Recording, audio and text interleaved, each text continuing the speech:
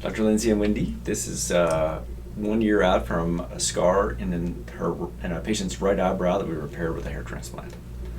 And so here is this young lady who is my son's age, who was in a car wreck before, and she's got this linear scar going up her right eyebrow that's been there for a number of years. And probably what happened was the laceration occurred at an angle, and when the skin was sewn back together, there was just a little ridge of tissue that didn't have any eyebrow hairs in it or widened out.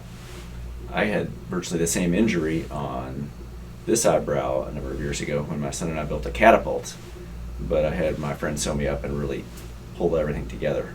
And other than a few gray hairs here from where the roots were damaged, I was able to avoid this, but I was going to need the same thing. And so we took a tiny little modified FUE punch out of her and got 180 grafts that we cut into singles, because unlike the scalp hair, which grows in 1s, 2s, 3s, and 4s, your eyebrow hair and your whisker hair is all singles. And so we cut them into singles, and we put 180 grafts in her eyebrow as tightly as we could.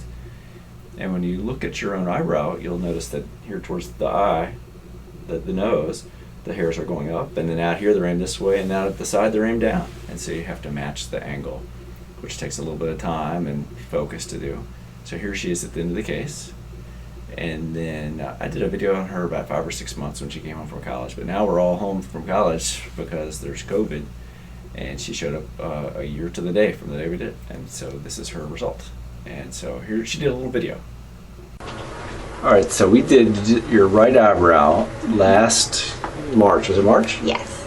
And here's your normal one, and you had a wreck or something, and so this is today. Well, you don't have mascara or anything on, no, right? No. And it's probably got a little bit more to thicken up, but that's about what it is. And I was just asking you, is it a pain in the butt to trim those things? And you can be honest. Yeah, not much for me, just because I'll pluck my eyebrows a little bit, so I'll just go ahead and cut it. Yeah.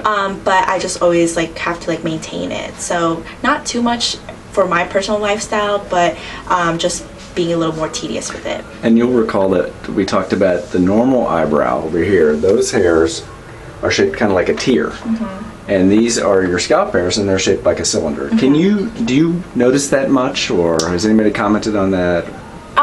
A little bit, but not to the point they really have to observe it for them to really notice. And do you typically wear, it's probably not mascara, actually, whatever that stuff is. The eyebrow gel and stuff that? A little bit, yeah. Okay. Mm-hmm. And was I pretty upfront with you? Any surprises? No. And are you happy at this point? I am. Great. So she looks good. She does, yeah. She's not fully grown yet, right? Right. You're putting in scar tissue. Yeah. And that's without any female, that makeup that girls wear in their eyebrows. And so she looks perfect with that. Yeah. And again, the only real issue with eyebrow hair versus scalp hair is eyebrow hair grows about 1.25 centimeters long. That's half an inch for us Americans, and it grows like a tear and tapers at the end. And the scalp hair we use to put in there grows for 18 inches and is like a cylinder. And so it takes some grooming, and it's not perfect, but it's a pretty good solution. It is good. I mean, for girls, really, we're always trimming our eyebrows, so it's not much of a big deal. I think it would be more a big deal for a guy. Yeah. It's just important that you know that when you get signed up. We've seen a couple people that have come from other places to get prepared, and they said they were never told that. Who knows whether that's the case. So if we can help you, please give us a call.